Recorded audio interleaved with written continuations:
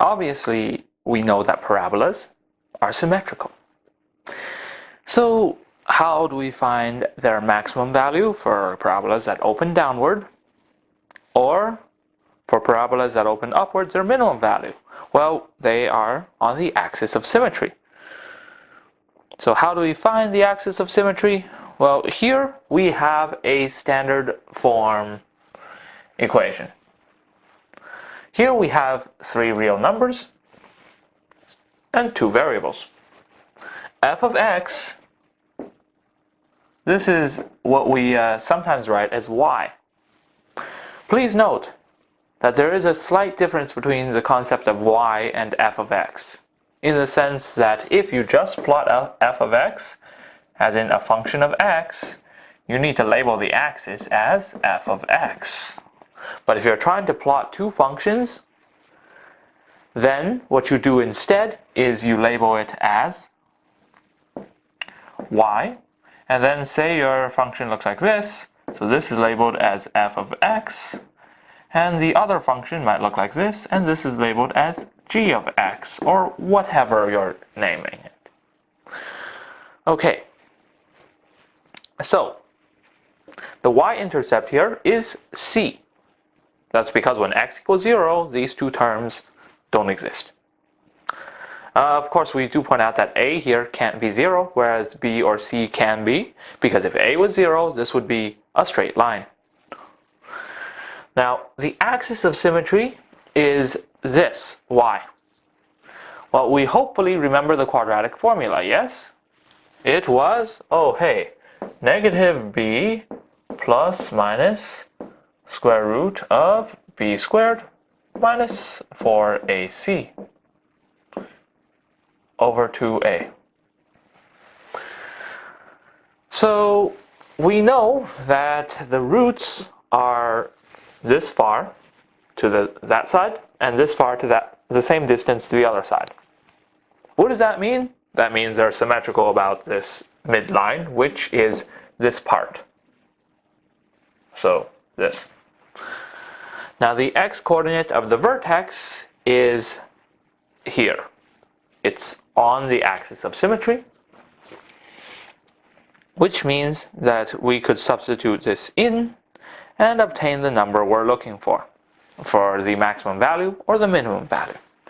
So what about this? Well, okay, we can find x equals m and x equals n. What are they? They are the roots. So where this thing ends up equaling 0. So given that we know this is symmetric, it must be halfway in between the zeros. So obviously x equals m plus n over 2. I do realize this is all review, but Canadian textbooks have this habit of reviewing a lot of stuff. Review is good because, well, just in case we forget something. But a little too much might be annoying. I understand that, and if you feel that you are very good with this, you could choose to skip this. Okay. Now what about in vertex form? Well, in vertex form, we already have the maximum value. Why? Well, okay. Here we see that it's x minus h squared multiplied by a. So this is going to be symmetric about x equals h. And when x equals h, what is the value here? Well, it's a times 0, which means 0. Now plus k, that would be the y value. So the vertex would be at hk. If a is greater than 0, the function has a minimum value because as x gets further and further out, a here would make sure that it's multiplying a bigger and bigger positive number. That means the y value gets bigger and bigger. So that means that at x equals h, or a times 0, this would be at the lowest it could ever be. Whereas if a is negative, well, it's going to be a negative number times a ever-growing positive number, which means you get more and more negative as you go to the sides. Okay, an example. Find the vertex of each function by completing the square. Is the vertex a maximum or minimum value? How would the graph look?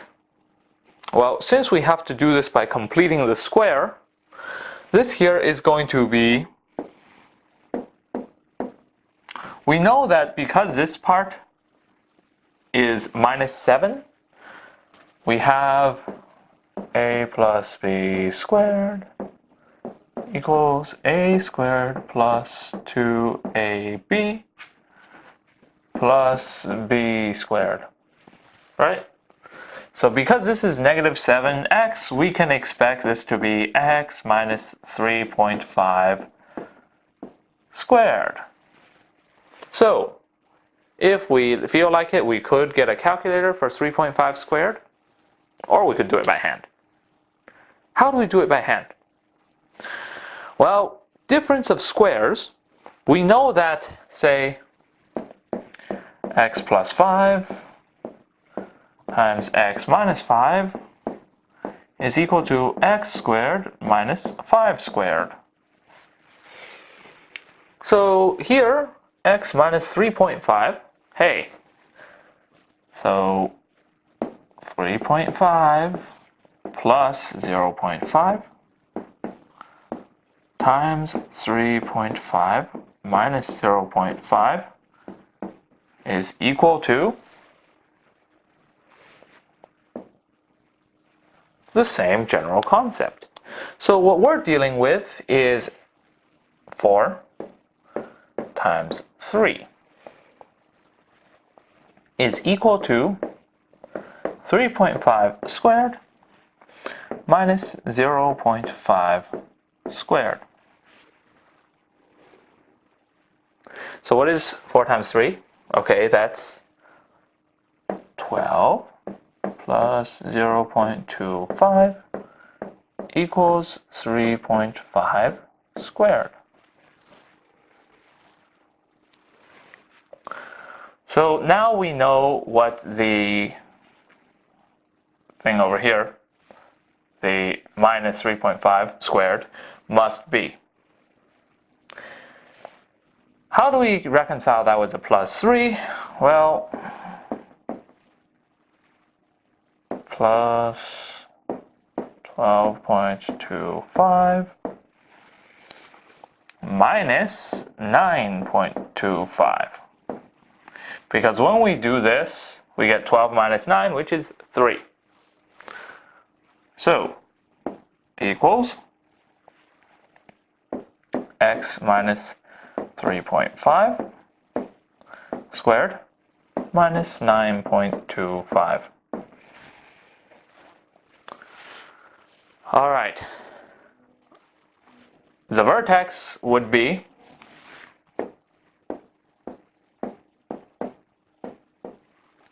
at x equals 3.5 and y equals, well, 0 minus 9.25 minus 9.25. Now this is going to be, hey, we see that this is positive, so times positive 1. So as x gets further and further away, the value of y gets bigger and bigger, faster and faster too. So this is a minimum.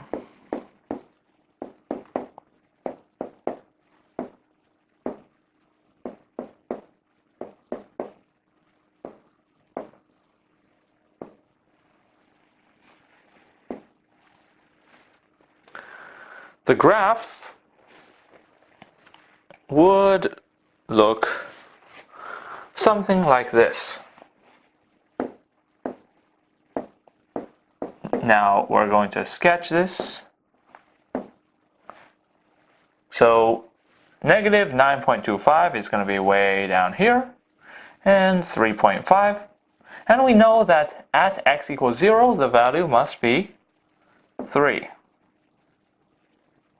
So something kind of like this. 3 and 3.5, negative 9.25. Do you know what teachers usually mean when they say sketch a graph instead of draw a graph?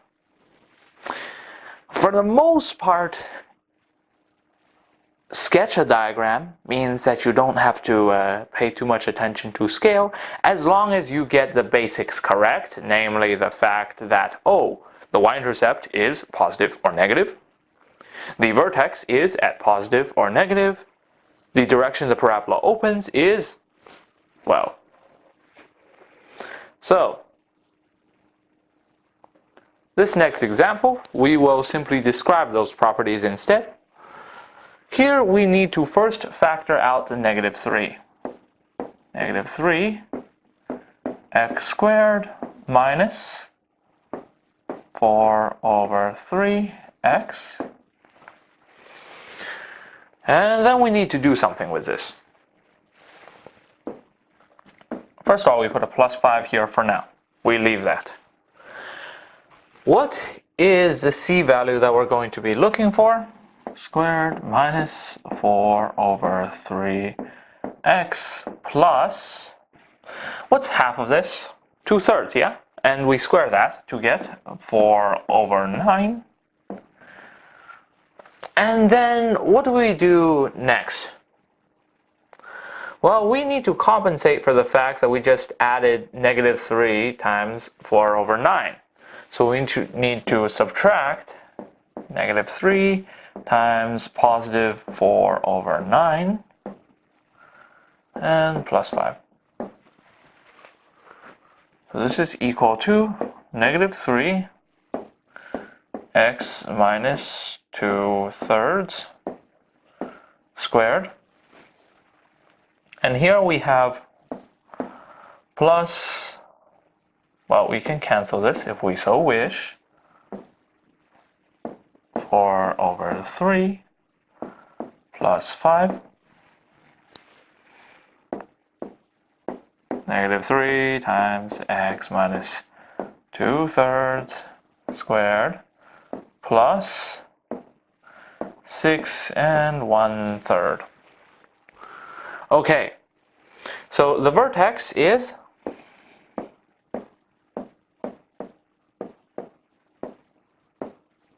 two-thirds, and, well, we know that at the vertex, this part comes out to 0. So the y value is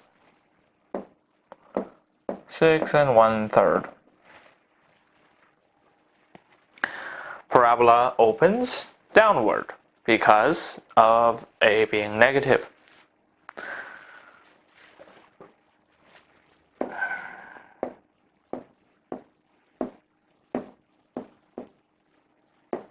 We do point out that while teachers tend to not be that sketchy about sketches, they do ask you to label the important points usually. So say y-intercept, the vertex, and if you found them, and this is not guaranteed for certain problems like these, the zeros. So the parabola here opens down. Example 2. We're going to find this vertex by factoring. Is a vertex a maximum or minimum? We know that the vertex has to be a maximum because a here is negative. Now we know that this is going to factor out to ax minus n, or minus m, times x minus n. And this may be equal 0 or equals y, whatever. So here we would have negative 1 removed first, times x squared minus 6x minus 7 equals 0. And this would be x minus 7, x plus 1 equals 0 times negative 1. So, zeros are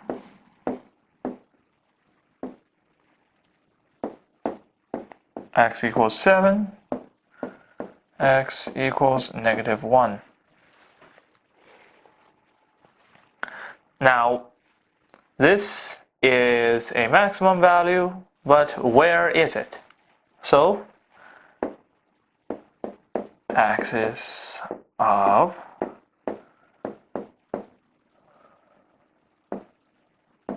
symmetry, x equals 7 plus -1 over 2 equals 3.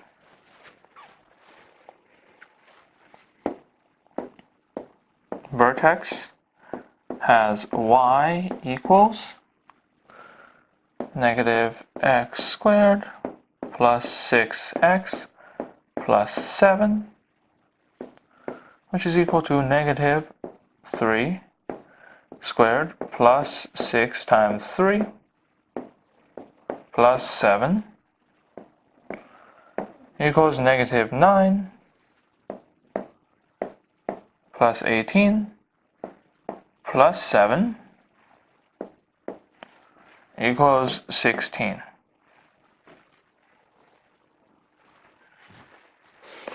So the vertex is therefore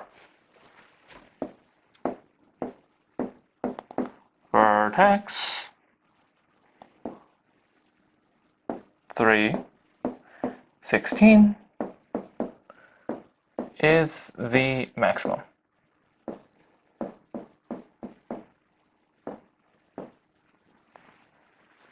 Oh yeah. A lot of teachers like it when on your conclusion line you put whatever it's actually supposed to equal, even if you already wrote it way up, say 100 lines ago, or 3 lines ago for that matter. Okay, next example. Example 3. Find the vertex and axis of symmetry for each function by using the formula. Is the vertex a maximum or minimum value?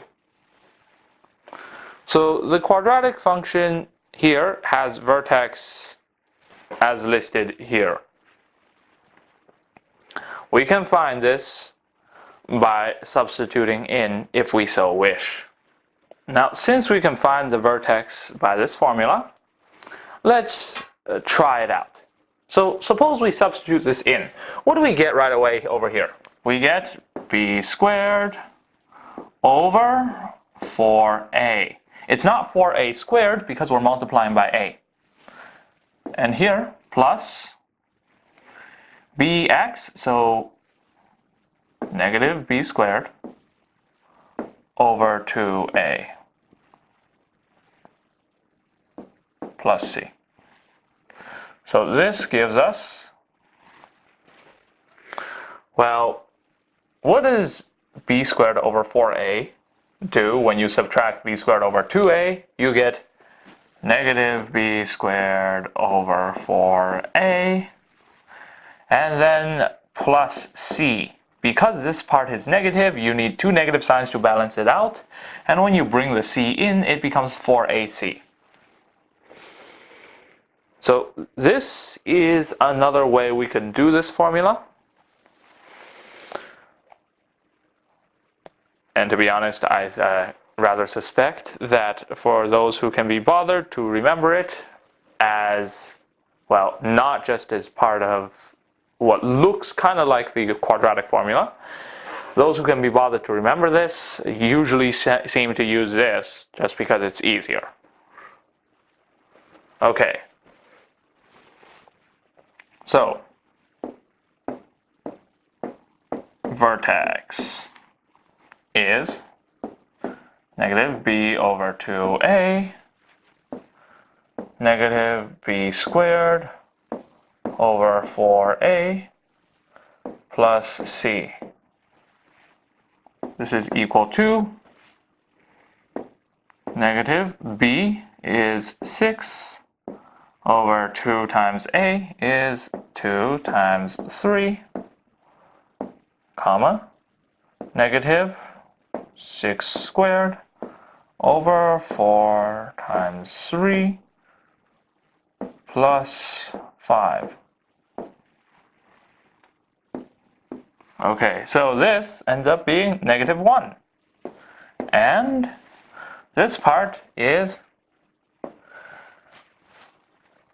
6 squared is 36, 4 times 3 is 12, so -3 plus 5. Or we could have written this as 6 over 6, and then we could have done that in the next step, but it doesn't particularly matter. So -1, 2. Proceed at a pace of your own comfort. That gets more questions done than rigidly following rules in general.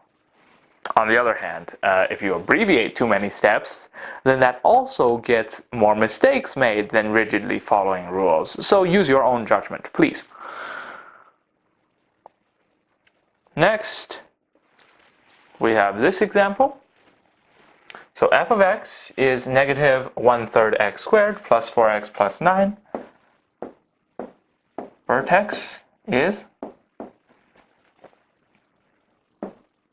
-b over 2a, and then -b squared over 4a plus c.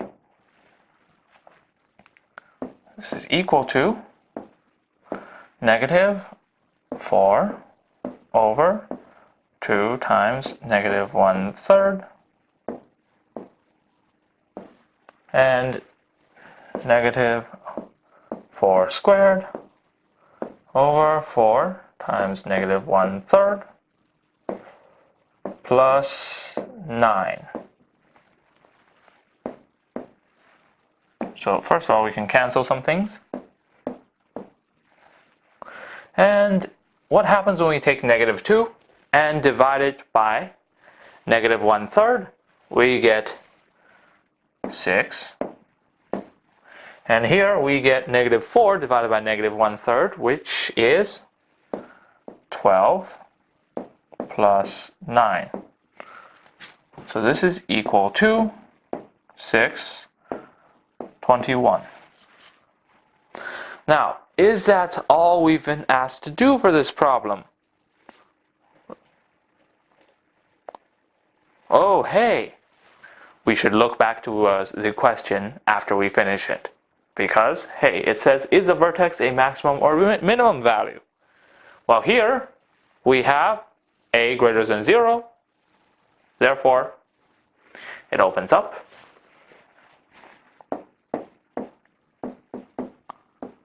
Is a minimum.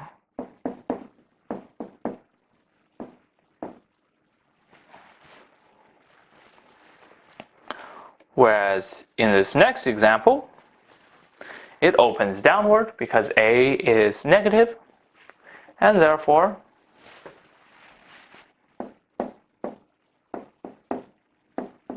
is a maximum.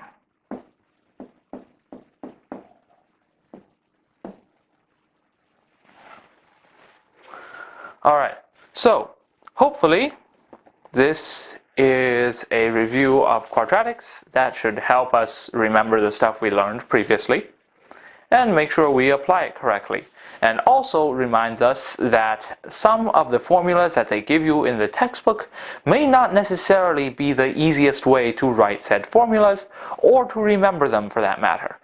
Mileage may vary on the various ways of writing, say, the vertex formula.